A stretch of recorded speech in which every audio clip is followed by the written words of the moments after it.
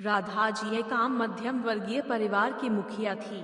वे अपने बेटे शुभम और बहू मनीषा के साथ रहती थी।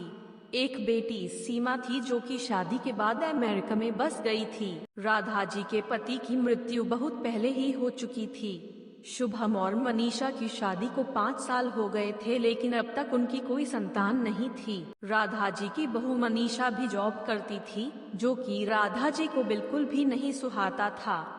वे जल्द से जल्द दादी बनना चाहती थी, लेकिन मनीषा और शुभम यह अच्छी तरह से जानते थे कि अभी मनीषा का जॉब करना कितना जरूरी था। राधा जी अपने बेटे शुभम से इस बारे में बात करती तो शुभम किसी न किसी बहाने से बात को टाल देता था। इसलिए वे मनीषा को ही परेशान करने के बहाने ढूंढती रहती थी ताकि वह अपनी जॉब छोड़ दें। और अभी कोरोना काल में तो मानो उनके मन की मुराद ही पूरी हो गई थी। हालांकि वे दिल की बुरी नहीं थी, लेकिन पोते की चाह में वे ना चाहते हुए भी ऐसा कर जाती थी। अपनी हम उम्र सहेलियों को दादी बनते देखकर उनका मन दुखी हो जाता था। उस दिन भी घर में ऐसा ही कुछ हुआ। ऑफिस में काम की वजह से मनीषा देर तक सोती रही और राधा जी को अच्छा खासा मौका मिल गया। ये क्या बहू, अभी तक सो रही हो? पता है सुबह के 10 बज गए हैं। शुभम भी बेचारा कब से उठकर ऑफिस के काम पर लग गया है और तुम हो कि अभी तक सोई पड़ी हो। चलो अब उठकर सबके लिए चाय नाश्ता बना लो। मुझसे कुछ हो नहीं पाता है, वरना मैं तो तुम्हारे भरोसे कभी ना रहती, खुद ही सब कर लेती। सॉरी मान जी, वह देर रात तक काम चलता रहा, इसलिए सुबह सुबह ही सो पाई थी, इसलिए समय का पता ही नहीं चला। आप चलिए, मैं अभी जल्दी से आती हूँ। हाँ हाँ ठीक है, मेरा कुछ नहीं, पर शुभम को देख लो, उसे कुछ चाहिए तो नहीं? कब से उठा है बेचारा। हे भगवान, मुझे जल्दी से ठीक कर दे ताकि मैं ही अपने बेटे का ध्यान रख सकूं। राधा जी ने नाटकीय अंदाज में कहा। राधा जी ने अपनी बहू मनीषा को उठाते हुए कहा।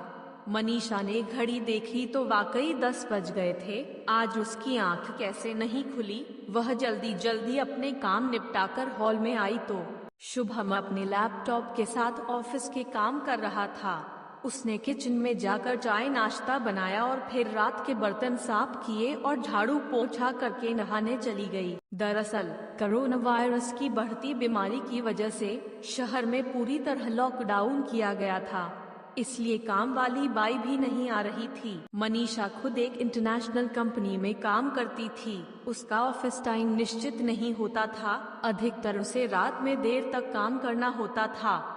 कल भी उसका काम देर तक चलता रहा, इसलिए वह देर तक सोती रही। मनीषा नहाकर आई तो देखा कि उसकी सास अपने कमरे में अपनी सहेली से फोन पर बात कर रही थी। बातचीत में अपना नाम सुनकर मनीषा सास की बात सुनने लगी। अरे शारदा, तुम भी अपनी बहू को ज्यादा सर पर मत बैठाओ। बहू को ज्यादा उड़ने दोगी तो कल को अपनी नौकरी के चक्कर में वह तुम्हें ही घर की नौकरानी बनाकर छोड़ेगी। मैं तो भाई शुरू से ही मनीषा के नौकरी करने के खिलाफ थी। अब करे नौकरी शौक से, पर साथ साथ घर के काम भी करें। मैं तो बदन दर्द का बहाना बनाकर बैठ जाती हूँ, नहीं तो सारे काम का बोझ मेरे सिर पर आ गिरता।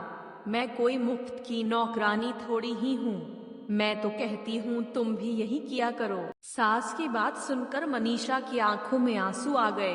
वह जिस सास को बीमार समझकर उनकी दिन रात सेवा करती है, उन्हें एक ग्लास तक उठाने नहीं देती है।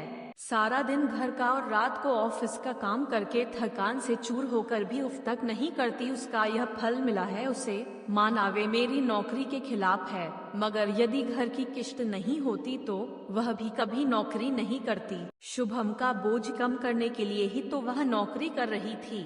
खैर, अभी के मुश्किल समय में वह सास से किसी भी बात पर बहस नहीं करना चाहती थी, जिससे घर का माहौल खराब हो, इसलिए वह उनकी बात को नजरअंदाज करके वहां से चली गई।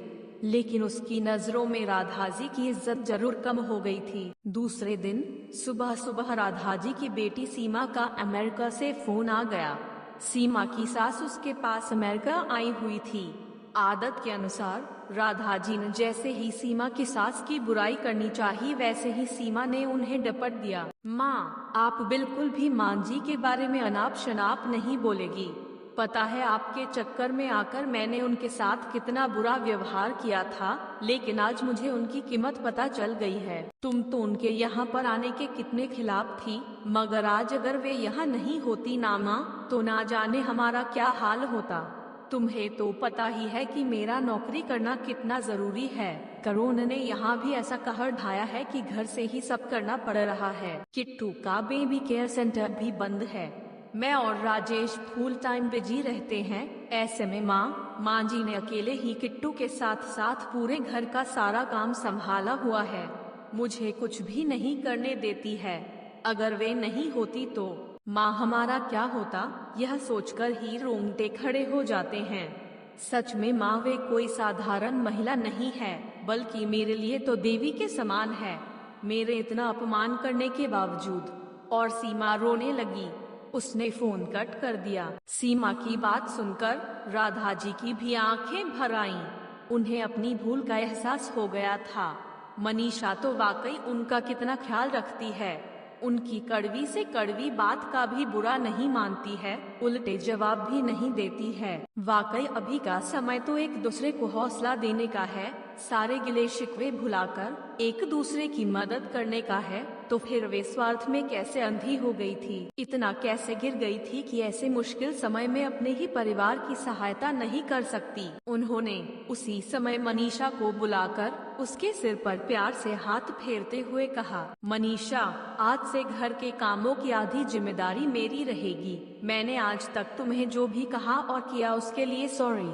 चलो अब तुम जाकर आराम करो, खाना मैं बना लूंगी। इधर सास का बदला हुआ रूप देखकर मनीषा की भी आंखों में खुशी के आंसू आ गए और अपनी सास के प्रति उसके मन में फिर से पहले वाला सम्मान वापस आ गया था। शायद हमारे जीवन में मुश्किल समय आता ही इसलिए है कि हमें एक दूसरे की अहमियत का पता चले। अपनी गलतियों का एहसास होने और आगे बढ़कर माफी मांगने से वाकई इंसान छोटा नहीं बल्कि बहुत बड़ा हो जाता है, राधा जी की तरह।